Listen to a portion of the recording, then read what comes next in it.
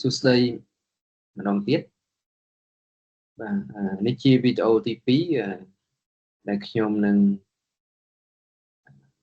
ពិភាក្សាបន្តទាក់ទងនឹងស្មីការ differential បាទខ្ញុំចាប់ផ្ដើមដោយបង្ហាញអំពីការអនុវត្តសំខាន់មួយនៃស្មីការ differential នៅក្នុង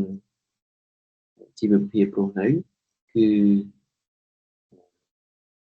ការបង្កើត model ទាក់ទងទៅនឹង population growth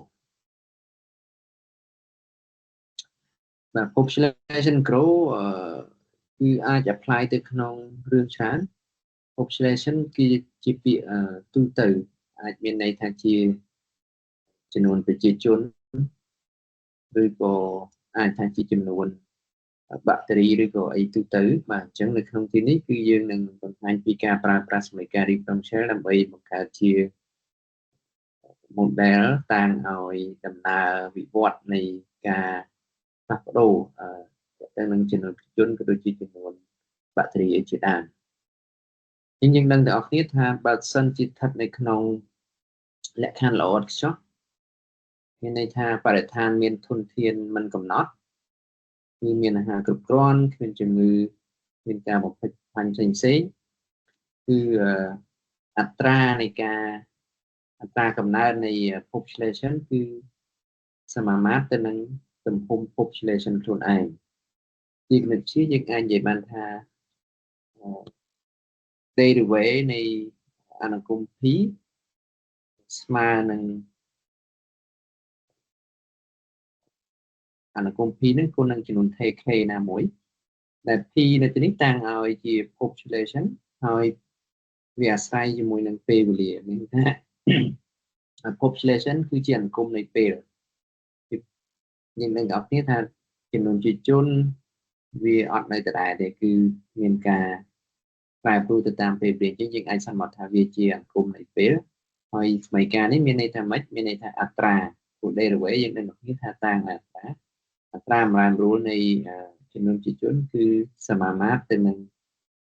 ទំហំចំនួនប្រជាជនខ្លួនឯងហើយ k នៅទីនេះគឺជាចំនួន k ដែលអាចមានន័យថាជាអត្រាធៀបអីហ្នឹងទៅគិតជាភាគរយទៅហើយយើងនឹងដាក់គ្នាថាសមីការមួយនេះគឺចម្លើយរបស់វាយើងអាចប្រផុសជាទម្រង់ exponential បែបនេះបានហើយយើងអាចជួសចូលទៅឃើញថាវាទៀងទាត់សមីការហ្នឹងហើយ c នេះគឺជាចំនួន t អញ្ចឹងនៅពេលដែលយើងដឹងថានៅពេលចាប់ផ្ដើម population មានចំនួន t0 អញ្ចឹង t0 ហ្នឹងគឺជាចំនួន tc នឹងឯងអញ្ចឹង c ឬក៏មេគុណមួយនេះយើងអាចនិយាយបានថាជាចំនួនប្រជាជនពីដំបូងនៅខណៈពេលដែលចាប់ផ្ដើមហ្នឹងអញ្ចឹងចម្លើយយើងអាចដោះស្រាយសមីការ differential នេះបានក្នុងជាទម្រង់អនុគម exponential បែបនេះអញ្ចឹងអនុគម exponential មួយនេះវាជាចម្លើយនៃសមីការ differential មួយនេះហើយគេហៅថាជា model exponential ដោយសារតែចម្លើយវាជាអនុគម exponential អញ្ចឹងជាទូទៅបើសិនជាស្ថិតនៅក្នុងលក្ខខណ្ឌល្អឥតខ្ចោះ population គឺវាវិវត្តទៅតាមអនុគម exponential ដែលយើងហៅ exponential growth ហ្នឹងគឺវាកើនលឿនទៅបាទពីព្រោះនៅពេលដែលពេលវេលាកើនអត្រាវាកើនអត្រាវាគឺកើនទៅសមាមាត្រទៅនឹងចំនួនប្រជាជនអញ្ចឹងនៅពេលដែលចំនួនប្រជាជនពេលវេលាទៅមុខចំនួនប្រជាជនកើនហើយអត្រាវាកើនសមាមាត្រទៅនឹងចំនួនប្រជាជនអញ្ចឹងមានន័យថាវាលឿនទៅអញ្ចឹងបានពាក្យបច្ចេកទេសជួនកាលគេអាចនិយាយថាវាមានហៅ exponential growth បែប exponential ណាតែជាក់ស្ដែងបរិស្ថានយើងមិនចេះតែមានធនធានតាមចិត្តដែលយើងចង់បានទេវាមានកំណត់ធនធានអញ្ចឹងយើងអាចសន្មតថាចំនួន population គឺវាមិនអាចឡើងលើសកម្រិតមួយបានទេវាមានកម្រិត K មួយដែលថាទៅដល់ត្រឹមតម្លៃប៉ុណ្ណឹងគឺវាលែងឡើងទៀតហើយ thì hạ đôi chiếc nơi khôngបន្ទប់មួយអញ្ចឹងមនុស្សអាចចូលមកពេលវេលាទៅមុខមនុស្សចូលថែមប៉ុន្តែពេលណាមួយគឺកាលណាចូលពេញអស់ហើយទៅបីពេលវេលាទៅមុខទៀតក៏មិនអាចថែមឡើងទៀតដែរវាដល់កម្រិតមួយត្រឹងណាបាទកម្រិតហ្នឹងពាក្យបច្ចេកទេសនៅក្នុង model មួយនេះគេហៅថា carrying capacity ជាកម្រិតអតិបរមានៃ population នឹងដែលតាំងដោយ m អញ្ចឹងបើសិនជាចំនួន population វានៅតិចនៅឡើយអត្រាម្រាមរូបវានៅតែប្រហែលជាមួយនឹង model ចាស់គឺ model exponential គឺវាប្រហែលជាមួយសមាមាត្រទៅនឹងទំហំ population ឬក៏យើងអាចទាញអត្រានេះចែកជាមួយនឹង p មកដែលយើងឲ្យឈ្មោះថាអត្រាកំណើនភាពបាទកាលណាderivative ប៉ុណ្នេះអាហ្នឹងយើងហៅអត្រាកំណើនអត្រាម្រាមរូបប៉ុន្តែនៅពេលដែលយើងយកវាមកធៀបជាមួយនឹងទំហំបច្ចុប្បន្នយើងឲ្យឈ្មោះថា relative growth rate មានន័យថាជាទំហំធៀបឬក៏គិតជាភាគរយហ្នឹងឯងអញ្ចឹងនៅទីនេះ k វាដើរតួនាទីជាអត្រាធៀបឬក៏ថាជាភាគរយដែលវាកើនបាទអញ្ចឹងធំមួយឆ្នាំកើនប៉ុន្មានភាគរយមួយឆ្នាំកើនប៉ុន្មានភាគរយហ្នឹងគឺ k ហ្នឹងឯងចាហ្នឹងអត្រាធៀបប៉ុន្តែវាប្រហែលនឹងចំនួន k តតែ p ហ្នឹងតូចតតែចំនួនជីជនវានៅតូចទាំងឡើយប៉ុន្តែនៅពេលដែល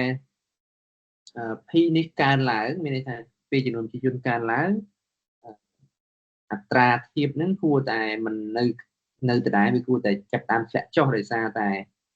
នៅពេលដែល population កើនឡើងយើងអាចគិតទៅលើរឿងជាក់ស្ដែងគឺថាវានាំឲ្យមានបញ្ហាផ្សេងៗកើតឡើងនៅក្នុងការវិវត្តនៃចំនួន population ហ្នឹងអញ្ចឹងវាមិនអាចនៅរក្សាអត្រា k ដដែលទេអញ្ចឹងនៅពេលដែល p នឹងកើនឡើងគឺវានាំឲ្យអត្រានេះធ្លាក់ចុះដែរអញ្ចឹងយើងអាចនិយាយបានថា relative growth rate ហ្នឹងគឺ decrease ចុះទៅតាមនៅពេលដែល p ហ្នឹងមានការកើនឡើងមួយទៀតបើសិនជាអត្រាធៀបហ្នឹងអវិជ្ជមានគឺ p ហ្នឹងនឹងមានតម្លៃលើស m បាទអញ្ចឹងយើងចង់បានបន្ថែមលក្ខខណ្ឌនេះទៅលើលក្ខខណ្ឌដើមដែលមាននៅក្នុង model exponential ចាស់អញ្ចឹងយើងធ្វើការកែសម្រួលតិចតួចមកទៅតាមលក្ខខណ្ឌដែលយើងទៅបន្ថែមអីហ្នឹងគឺថាបើអត់មានតួនេះទេវាទៅតាម model exponential ចាស់ប៉ុន្តែយើងថែមអាផលដកនេះដើម្បី capture ករណីដែលនៅពេលដែល p ធំទៅវាបន្ថយនេះវាបន្ថយមិនឲ្យអត្រាធៀបហ្នឹងនៅ k ពេញវាថយ1ដកប្រមាណអញ្ចឹងវាសល់តែប្រមាណភាគរយនៃ k ចាស់អញ្ចឹងមាននៅពេលដែល p នឹងកើនឡើងអាតម្លៃនេះវាចាប់ផ្ដើមដកចំនួនខ្លះចេញពីទាំងមូលពេញ 100% ហ្នឹងអញ្ចឹងវាធ្វើឲ្យអត្រាធៀបលែង k វាចាប់ផ្ដើមថយតិចជាង k អញ្ចឹងកាលណា p កាន់តែធំk អត្រាធៀបនេះគឺថយចុះទៀតជាង k នៅពេលដែល p ហ្នឹងកើនដល់កម្រិតអតិបរមា m ដែលយើងហៅ carrying capacity ហ្នឹងគឺអត្រាទៅជា0តែម្ដងអញ្ចឹងមានន័យថានៅពេលដែលចំនួនជីជនឡើងដល់កម្រិតអតិបរមាហើយវានៅត្រឹងមួយកន្លែងហើយនឹងត្រឹងមួយកន្លែងមានន័យថាម៉េចមានន័យថាអានេះវាស្មើ0អត្រាធៀបស្មើ0មានន័យថាវាលែងមានការកើនឡើងវាហាក់ដូចជាថាវានៅថេពេលវេលាទៅមុខក៏ដោយតែតម្លៃវានៅថេនៅត្រឹងបាទអញ្ចឹងយើងអាចសរសេរម្យ៉ាងទៀតបានបែបនេះហើយ model ហ្នឹងយើងដាក់ឈ្មោះថា logistic model បាទវាខុសពី exponential បន្តិចដោយសារវាមានតួនេះអញ្ចឹងបើតួនេះវាគេហៅថាអត់មានវាខ្លាយជា model exponential ចាស់ឬក៏នៅពេលដែល m ហ្នឹងធំខ្លាំងនៅពេលដែលកម្រិតអតិបរមាវាធំឆ្ងាយអញ្ចឹងវាធ្វើឲ្យតម្លៃនេះវាស្ទើរតែ0ហើយវាស្ទើរតែ0អញ្ចឹង model ហ្នឹងវាប្រហែលជាមួយនឹង exponential ដដែលទេអញ្ចឹងមានន័យថា logistic model នេះជា generalization នៃ exponential model ដែលវាអាចថា realistic ជាងដោយសារតែវា take into account រឿងថាពេលដែល population ចំនួន population ចាប់ផ្ដើមកើនវាធ្វើឲ្យអត្រាទាបហ្នឹងចាប់ផ្ដើមធ្លាក់ចុះវិញវាអត់នៅរក្សាថេដដែលទេបាទហើយmodel នេះយើងហៅថា model logistic ទម្រង់វាបែបនេះហើយជាក់ស្ដែងយើងអាចប្រើវិធីសាស្ត្រដែលយើងបានរៀនកន្លងមកគឺអាចប្រើ separate ball method ឬក៏ integrating factor method ហ្នឹងដើម្បីដោះស្រាយសមីការ differential នៅក្នុងគម្រោង logistic ហ្នឹងហើយជាលទ្ធផលយើងបានអនុគមមានទម្រង់បែបនេះបាទអញ្ចឹងអ្នកនរគ្នាអាចសាកល្បងប្រើវិធីសាស្ត្រដែលយើងមានកន្លងមកដូចជា separate ball method ឬក៏ integrating factor ហ្នឹងដើម្បីសាកល្បងដោះស្រាយមើលថាចុងក្រោយយើងបានចម្លើយបែបនេះមែនឬក៏អត់បាទហើយអនុគមបែបនេះនៅពេលដែលយើងស្គាល់តម្លៃ parameter ដែលពាក់ព័ន្ធមាន MA និង K ហ្នឹងយើងអាចសង់ក្រាហ្វវាទីទៅ ក្រាហ្វនៃអនុគម logistic មានទម្រង់ជាអក្សរ S បាទនេះជាករណីដែលវាតម្លៃ population ដើមហ្នឹងវាចាប់ផ្ដើមពីក្រោម M អញ្ចឹងវាធ្វើឲ្យទៅពេលវេលាកើនគឺតម្លៃវាចាប់ផ្ដើមឡើងប៉ុន្តែនេះសង្កេតឃើញនៅពេលដែលតម្លៃ population ឡើងទៅគៀកតម្លៃអតិបរមានេះឃើញវាចាប់ផ្ដើមត្រឹងហើយវាលែងឡើងអត់អាចឡើងលើសហ្នឹងទេវាមានទៅសៀក្បែរនឹងមានន័យថាតម្លៃនេះជាតម្លៃកាលរបស់វាហ្នឹងវាទោះបីពេលវេលាទៅមុខទៀតក៏កម្រិត population នៅតែរក្សាតម្លៃ M ហ្នឹងអញ្ចឹង M នេះដើរតួជានាទីជា asymptotic បាទហើយនៅពេលដែលវាចាប់ផ្ដើមពីតម្លៃលើ M អញ្ចឹង rate វាគឺត្រូវអវិជ្ជមានអញ្ចឹងវាចាប់ផ្ដើមថយចុះទៅតាមពេលវេលាប៉ុន្តែវាថយចុះយ៉ាងណាក៏មិនអាចធ្លាក់នៅក្រោមតម្លៃ M ដែរមានន័យថានេះជាតម្លៃកាលផ្នែកខាងក្រោមវិញអញ្ចឹងយើងអាចសង្កេតឃើញថាអនុគម logistic ជាទូទៅមានទម្រង់ជាអក្សរ S បាទហើយពេលចាប់ដើមដំបូងគឺរាងរបស់វាកើនបែប exponential ប៉ុន្តែនៅពេលដែលពេលវេលាទៅមុខកាន់តែយូរអត្រាវា slow ជាង exponential វាបង្ហាញតាមរយៈវាបត់ចុះវិញបាទអញ្ចឹងជាទូទៅសមីការ differential ដែលយើងជួបកន្លងមកគឺជាពិសេសគឺទម្រង់ separable ឬក៏ទម្រង់សមីការ linear លំដាប់ទី1គឺអាចត្រូវបានយើងដោះស្រាយបាទដោយប្រើវិធីសាស្ត្រ separable method ឬក៏ integrating factor ហ្នឹង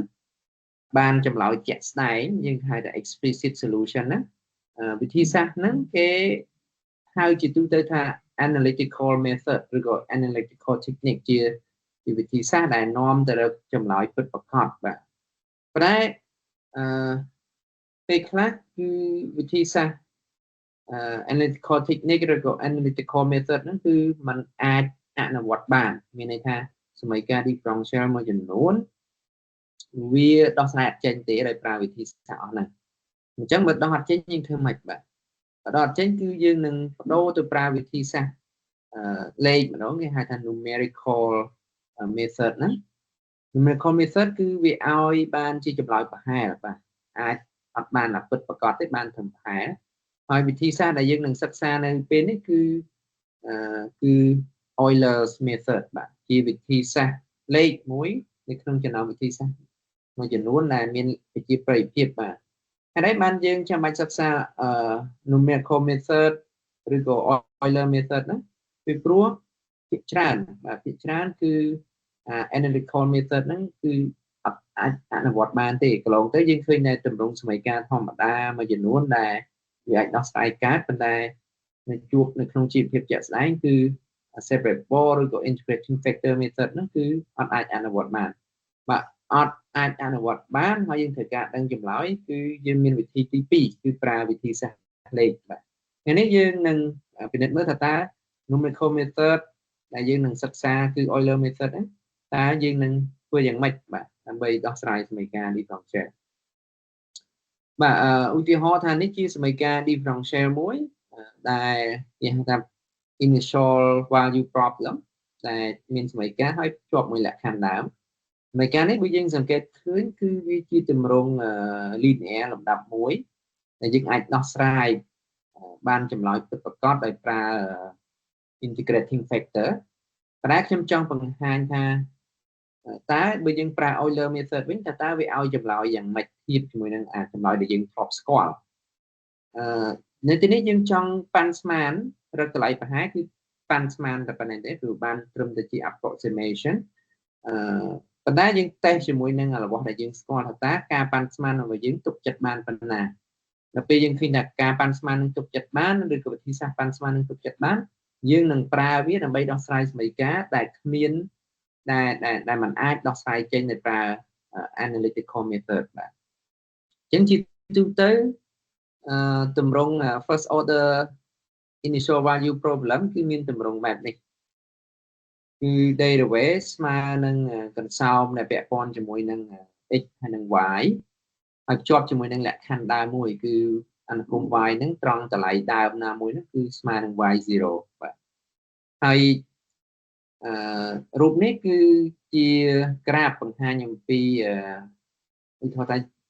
សមីការ differential មួយនេះវាមានចម្លើយជាក្រាបពណ៌ក្រហមមួយនេះអានេះគឺជាអនុគម y នៃ x ណាបាទហើយដូចអ្នកឃើញគឺនៅត្រង់ x0 តម្លៃរបស់វាគឺ y0 នេះអញ្ចឹងឧទាហរណ៍ថាចម្លើយវាមានសមីការនេះមានចម្លើយគឺក្រាបវាពណ៌ក្រហមនេះប៉ុន្តែចម្លើយយើងចង់ប្រើ Euler មើលថាតើវាឲ្យចម្លើយដូចទៅនឹងក្រាបពណ៌ក្រហមនឹងអត់តើ Euler មានគំនិតយ៉ាងម៉េចនៅក្នុងការបង្កើតវិធីសាស្ត្រមួយនេះបាទ goal របស់ Euler គឺគាត់រកតម្លៃប្រហែលសម្រាប់អនុគមនៅត្រង់ចំណុចផ្សេង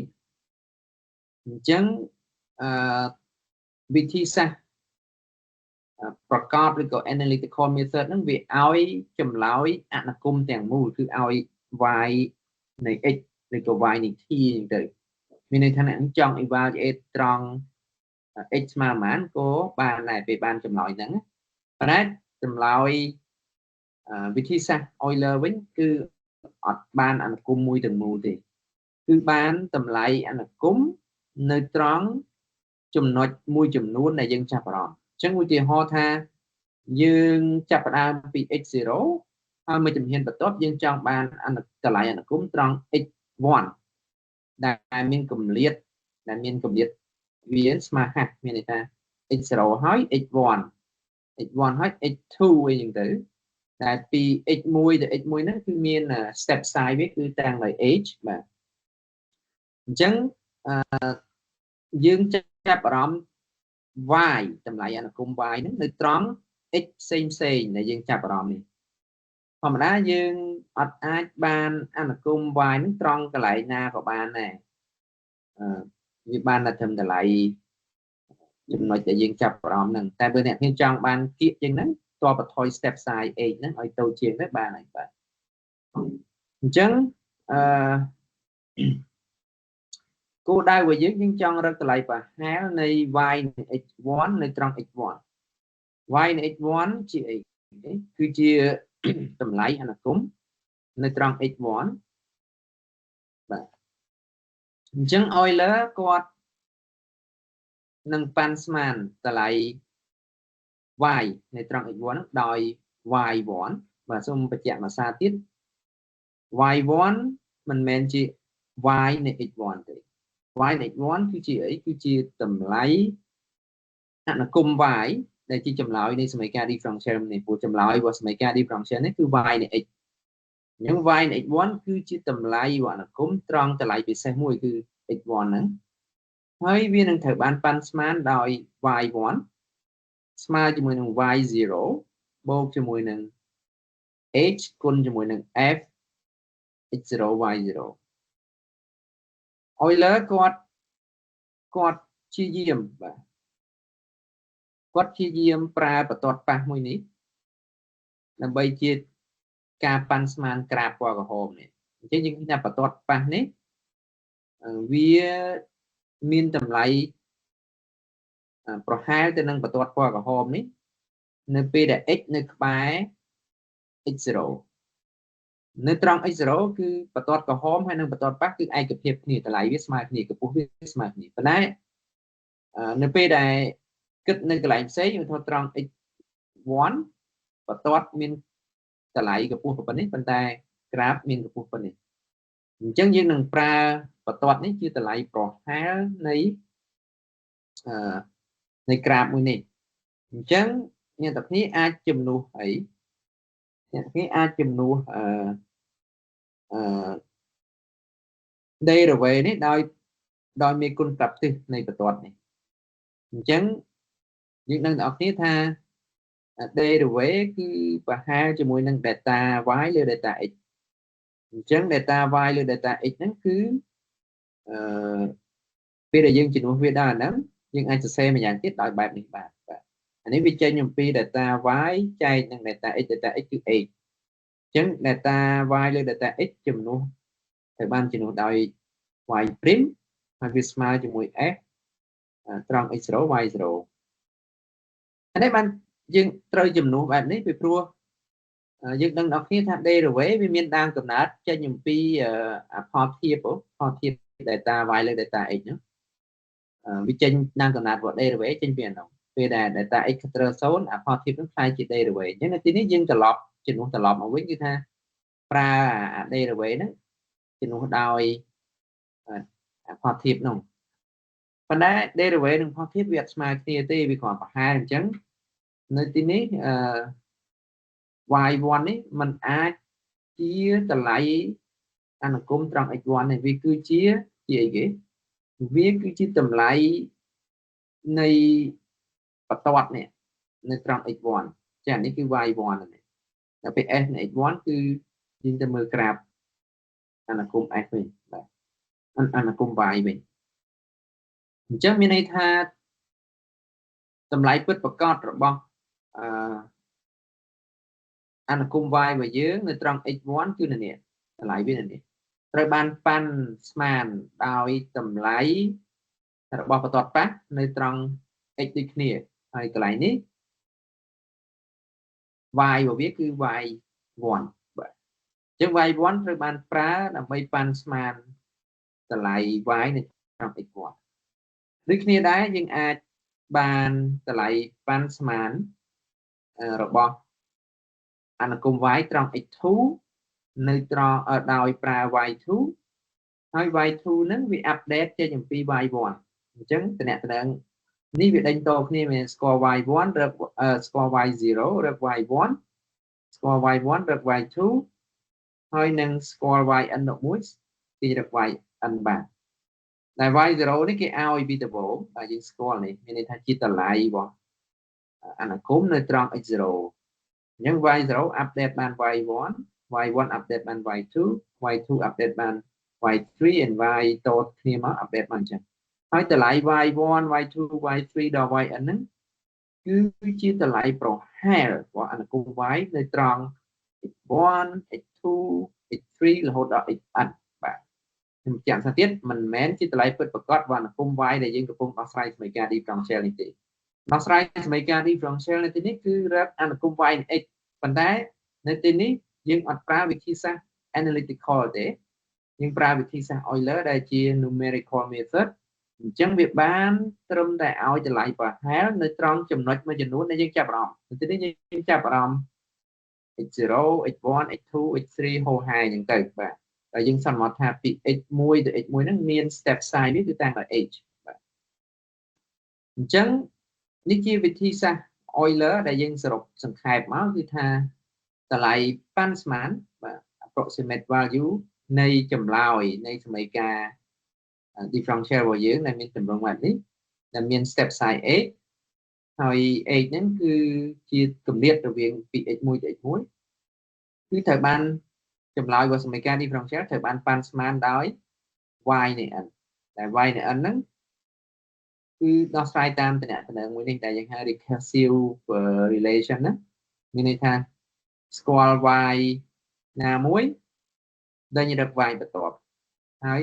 យើងចាប់ផ្ដើមពី y0 ដែលគេឲ្យអញ្ចឹង y0 មានដេញរក y1 បាន y1 ដេញរក y2 ហោះហែមកបាទអញ្ចឹងខ្ញុំឲ្យឧទាហរណ៍មួយពាក់ព័ន្ធនឹងការប្រើប្រាស់វិធីសាស្ត្រ Euler ដើម្បីដោះស្រាយសមីការដែលយើងបានបង្ហាញពីខាងលើបាទតែពិតសមីការនេះយើងមានវិធីសាស្ត្រ integrating factor ដោះស្រាយវាចេញបានតែពិតប្រាកដតែប៉ុន្តែឥឡូវយើងចង់ប្រើវិធីសាស្ត្រលេខម្ដងថាតើវាប៉ាន់ស្មានបានល្អប៉ុណ្ណានេះទេយើង assume ថាយើងប្រើ step size 0.1 មានន័យថាពី x1 ទៅ x1 គឺមានកម្រិត 0.1 បាទអញ្ចឹងh ស្មើ 0.1 យើងចាប់ផ្ដើមពី x0 ស្មើ0ហើយ y0 ស្មើ1ហើយនៅទីនេះតាមតម្រងនេះគឺអានេះដើរតួនាទីជា f ធំនៃ xy ជាង f ធំនៃ xy ស្មើនឹង x បូក y មានន័យកន្សោមនេះអាស្រ័យជាមួយនឹង x ហើយនឹង y អញ្ចឹងតាមរូបមន្តនេះ y1 ស្មើ y0 បូក x គុណឲ្យជាមួយនឹង f នៃ x0 y0 y0 គេឲ្យស្មើ1 x ស្មើ 0.1 ហើយអានេះយើងជួស0ហើយនឹង1ចូលទៅបាទយើងជួស0ហើយនឹង1ក្នុងរូបមន្តនេះចឹង x ស្មើ0 y ស្មើ1មិនបាន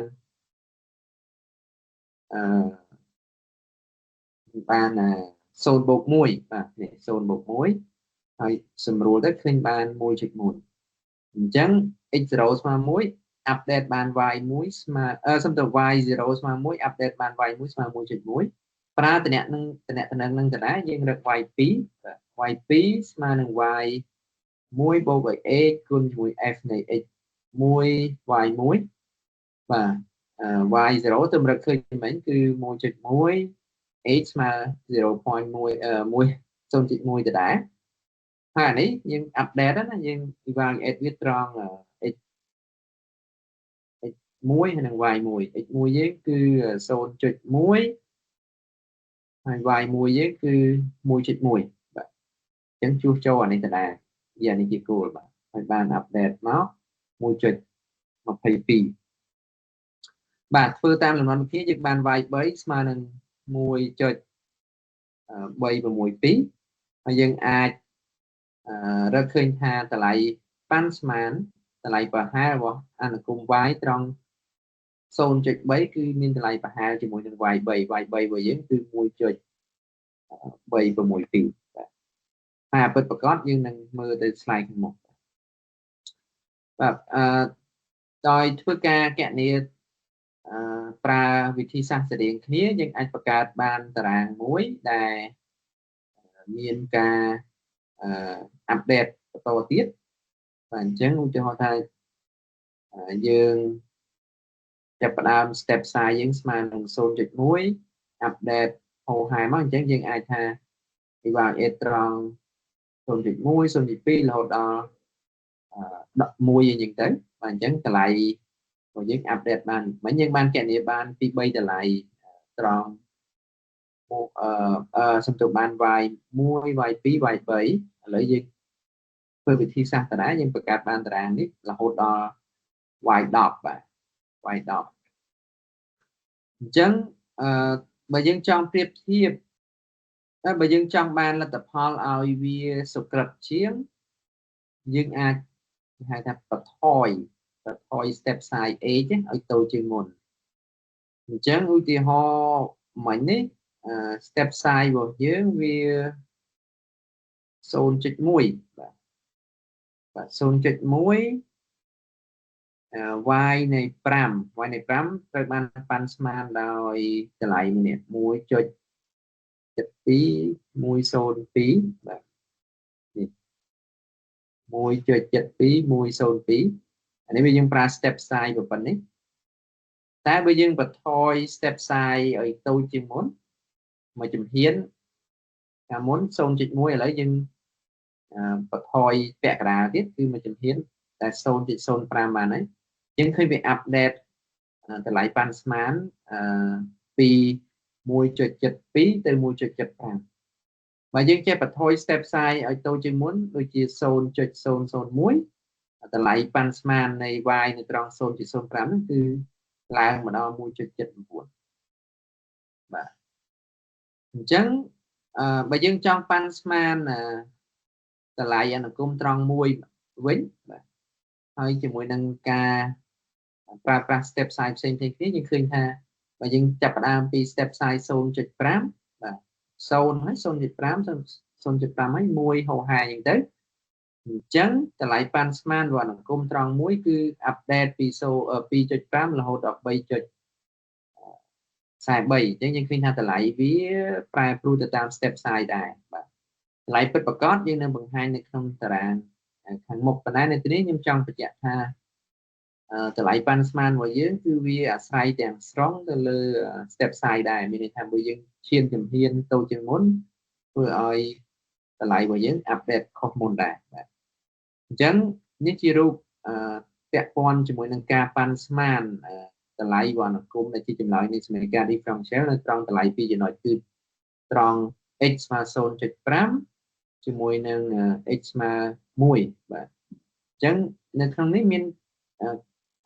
ក្រាបចំនួន4 5អំពីតម្លៃផ្សេងពាក់ព័ន្ធជាមួយនឹង step size ខុសៗគ្នាបាទយើងឃើញថាតម្លៃពិតប្រាកដវានៅខាងលើនេះនៅត្រង់ x ស្មើ 0.5 ចានេះប្រហែលជាតម្លៃប៉ាន់ស្មានដែលត្រូវជាមួយនឹង step size 0.5 ហើយគឺតម្លៃវា 1.5 នេះ 1.5 នៅពេលដែលយើងបន្ថយ step size ពាក់កណ្ដាលពី 0.5 មក 0.25 ឃើញថាតម្លៃប៉ាន់ស្មានវាអាប់ដេតពី 1.5 មក 1.62 ដែលវាឡើង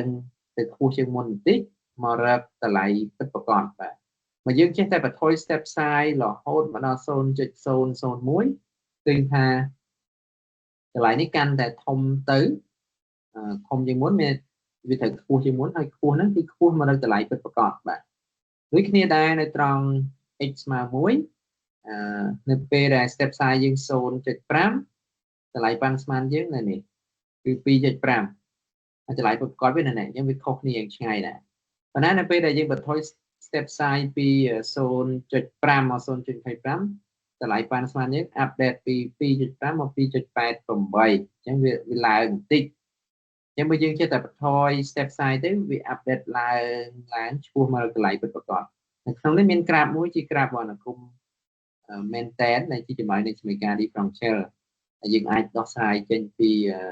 សមីការដើមនៅបែបវិធីសាស្ត្រ integrating factor បាទអញ្ចឹងនៅក្នុងនេះខ្ញុំបង្ហាញចម្លើយពិតប្រាកដអានេះជា y exact ចម្លើយពិតប្រាកដអានេះជាតម្លៃប៉ាន់ស្មានចេញពី Euler បាទតែយើងតាំងដោយ y1 y2 y3 ណាពេលនេះ y នៃ x1 y នៃ x2 y នៃ x3 ហោហាបាទអញ្ចឹងចំពោះតម្លៃដើមវាឯកភាពគ្នាទេព្រោះតម្លៃឲ្យអញ្ចឹងដូច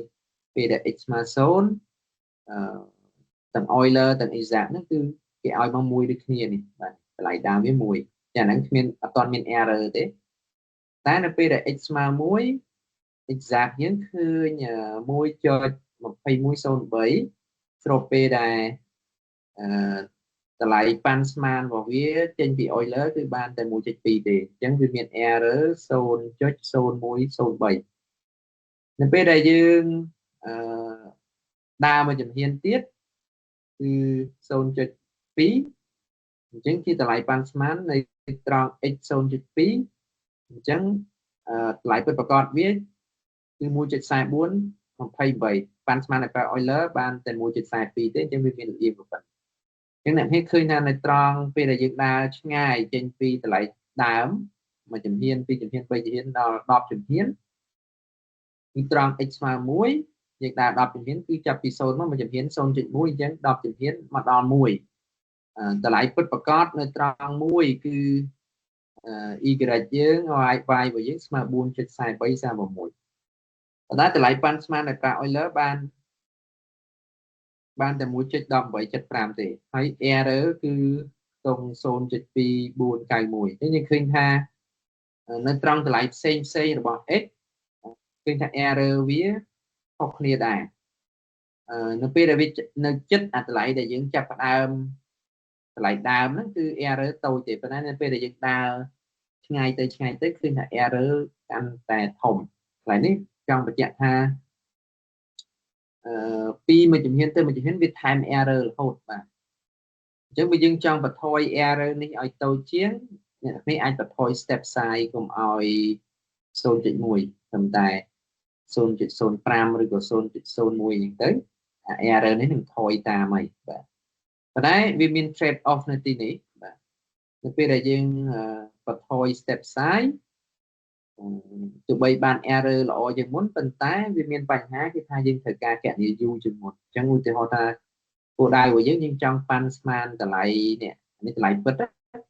thì ta lại vào là cùng quái nơi tròn là mùi thì ta lại bật biết cứ bốn cho sai với học vào mùi chẳng bây giờ trong pra Euler là mấy pansman hay bây giờ chiên mà chấm hiên sôn chịch muối nhưng thời chiên đọt chấm hiên ban ta lại phân định hay error chỉ luôn sôn chịch một phẩy bốn tay mùi tại bây giờ trong ban error tôi chỉ ní nhưng ai phải thôi step sai bẹt làแต่นำไปดาปีโซนเรามุ้ยไปนี่เหมือนดอกถึงเพียงเป็นมูลนี่คือthời gian phải dùng tiền bây giờ tập thôi step size zone mu้ยđa mà rồi dùng tiền chẳng